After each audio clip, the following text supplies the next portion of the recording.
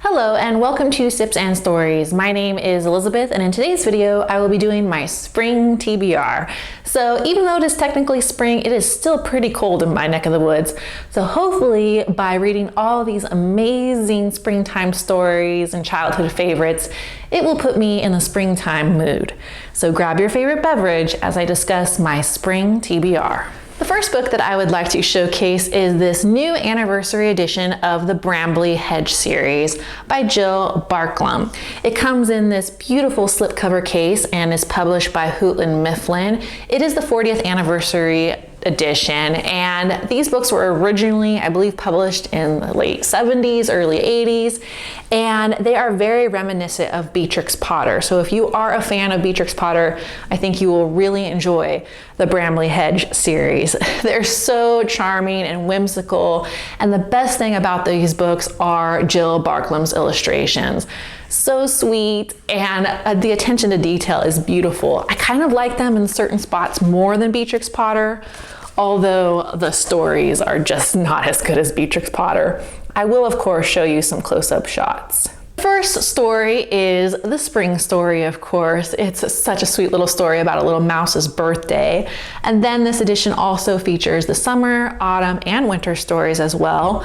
These books are perfect for any time of year. And this edition also features 4 additional stories: The Secret Staircase, The High Hills, The Sea Story, and Poppy's Babies as well. And again, I love her illustrations. These mice really love food. So all the descriptions of the acorn coffee and the rosehip wine, and then her illustrations are adorable and full of attention to detail as well. These little mice, they almost remind me of like Downton Abbey, but mice. They live in the countryside, and of course there's the Lord and Lady Mouse, and then there are farmers and gardeners and cooks and aunts and uncles and just this whole extended family at Bramley Hedge. These are beautiful and charming stories and perfect for anyone's library if you're trying to start a library for children. This next book is probably my favorite in my entire spring TBR, and that is the new edition of Little Women with the Letters that is curated and edited by Barbara Heller. A lot of you will remember the first book in the series of Pride and Prejudice with the Letters. I have that one as well. It's right behind me. It's a huge hit on Bookstagram and Book Talk and BookTube. Everyone seems to love that book. And as good as that one is, Pride and Prejudice, I do think that this new edition of Little Women is even better. There's just a lot more attention to detail in the Little Women book. There's different stationery, different handwriting of all of the 4 sisters. There's additional things like newspaper clippings, and then of course some of Jo's short stories when she goes to New York. And then there are different versions of stationery as well. I think that those bundle of letters that they send to Marmee when she is in Washington, D.C. taking care of Mr. March, I think that is my favorite in this edition. Just fun to kind of peruse that whole collection of letters from the 4 sisters, from Laurie, Mr. Lawrence, and there's even one from Hannah that's written on the back of an advertisement. So cool. And again, the attention to detail in this one is fantastic. Here you can see their edition of the Pickwick Papers, which is the newspaper that the sisters publish. And you can see all the different versions of their handwriting.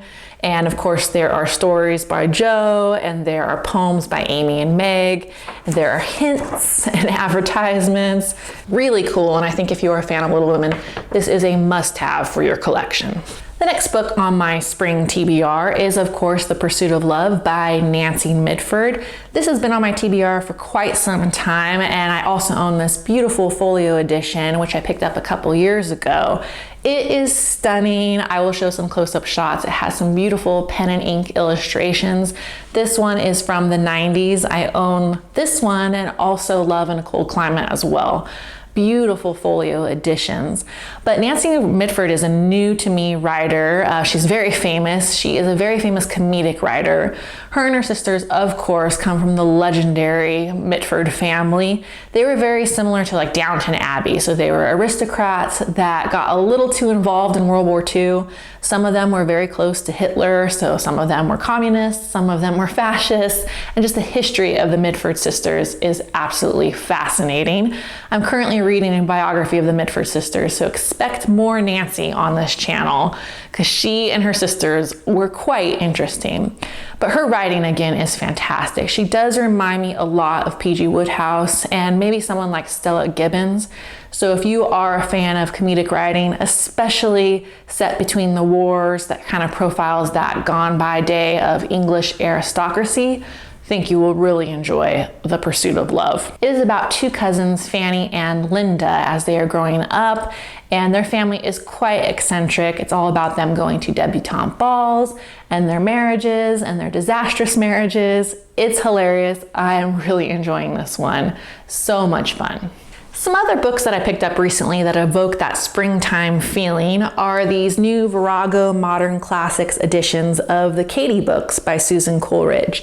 I've always wanted to read the Katy books. It's just a few of those childhood classics that I never got to. They're very similar to Anne of Green Gables or Heidi or Pollyanna or Rebecca of Sunnybrook Farm.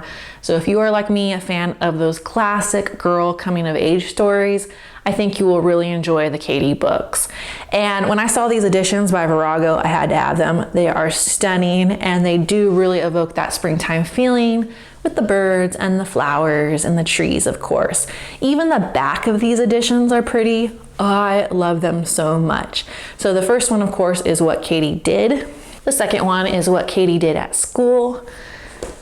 And the third one is What Katy Did Next, all about her European travels. I love this one. I love how she is standing in front of Big Ben on that front cover. But what are these books about? I did recently finish What Katy Did. It is very similar to Pollyanna, so I think if you are a fan of Pollyanna, you will enjoy Katy. It's a little sweet and sentimental, a little preachy. These books were originally published in the 1870s, so they are Victorian. They are very moralistic and preachy, but there is a kind of a modern tone and flavor to them as well, which I really enjoyed. A little bit of a tongue-in-cheek sense of humor, and I was quite surprised to find out that they were published in the 1870s. I thought they were published at the turn of the century, like Anne of Green Gables, but they're actually older than Anne of Green Gables. So a lot of fun. I really like Katy. This first one was very cute. I love her whole family, her extended family with her brothers and sisters and her father and her cousin Helen, of course. So beautiful. I'm really looking forward to finding out what happens to Katy next in the next two books. Another book that's perfect for nature lovers is The House Without Windows by Barbara Newhall Follett. I had never heard of this book before until I saw it in the children's classics section at Book People in Austin, Texas. That's a beautiful bookstore, one of my favorite bookstores in the US. And when I saw this book and I read the back cover, I was angry that I had never heard of it before because it is a childhood classic. In fact, Barbara Newhall Follett did write this book when she was only 12 years old. And she had a very fascinating life. She mysteriously disappeared in her 20s. No one knew what happened to her. There is this whole era of mystery and intrigue surrounding this author, which makes me want to read this book even more. So what is it about? It is perfect for nature lovers. Again, she was only 12 years old when she wrote this book, and I think it's loosely based on herself. It's about a little girl that leaves her house and her family and her parents, and she just escapes into nature. She first goes to the meadow, then the seaside, and then the mountains. And again, I think it is loosely based on her own life and her need to just kind of escape into nature. I'm really looking forward to this, especially since I don't know much about it, and that is very rare for me when it comes to children's literature. This edition is really special by Penguin. It is illustrated by Jackie Morris. So at the beginning of every chapter, Jackie Morris has these beautiful illustrations of birds and trees and flowers and butterflies. That makes this book even more special, and it does remind me of that visit to Book People. Such a fantastic bookstore. The next book is a book that was on my Spring TBR last year, which I never got around to, and that was A Girl of the Limberlost by Jean Stratton-Porter. This one also shows up on a lot of Goodreads lists for books that are similar to books that I'm mentioning today, like Little Women and Anne of Green Gables and Heidi and What Katy Did. It is very similar to those books, being about a young girl coming of age. and it is over 100 years old, so it's a childhood classic. What's unique about this book is that it's by an American author like Louisa May Alcott in Little Women. But unlike Little Women, it is not set in New England, which I find fascinating. It's set in the Midwest, which makes this book even more special and more unique.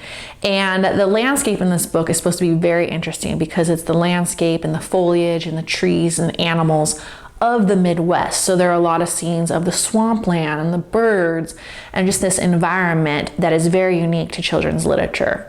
It is about a young girl named Eleanor Comstock, and she seeks consolation in nature in Indiana. She does not get along with her mother. Her mother is very overbearing, and she puts Eleanor down a lot and makes her do all these chores. So she escapes her home life by going out into nature. She also befriends a young boy when she's out there in the wilderness, and they become friends and childhood sweethearts. And then I do believe it is about Eleanor going to school, trying to make a new life for herself and escape her mother. That alone makes me want to read this book. That sounds very interesting to me. Gene Stratton-Porter also wrote a prequel to this book called Freckles, which I have right behind me, one of my favorite Junior Deluxe editions. So I'm not sure if I should read Freckles first and then go back to this book, but a lot of reviews say that this book can stand independently on its own. And this is the one, quite frankly, which I'm really excited about the most. And the last book on my Spring TBR is, of course, Heidi by Johanna Spyri. This one is perfect for the springtime, just those scenes in the Alps, on the mountainside during the springtime, in the meadows with the goats and the goat herds. Perfect for fans of A Sound of Music as well. I have read Heidi before, but it has been quite some time. I haven't read this book since I was in about elementary school or middle school, so I have forgotten a lot of it. I am excited to go back and read it because I just do love these childhood classics, and who does not love Heidi at this time of year? It is a perfect story for the springtime. Thank you everyone for joining me for my Spring TBR. As you can see, I've just put together this list as an excuse to go back and revisit some of my favorite childhood classics and girl coming of age stories. There are some new to me books on this list, of course, like A Girl from the Limberlost and the Bramley Hedge series, which I am just falling in love with. But of course, there's some old favorites as well. Who does not want to reread Heidi or Little Women or What Katy Did? Such fantastic books and perfect for the springtime. Thank you everyone, and happy reading.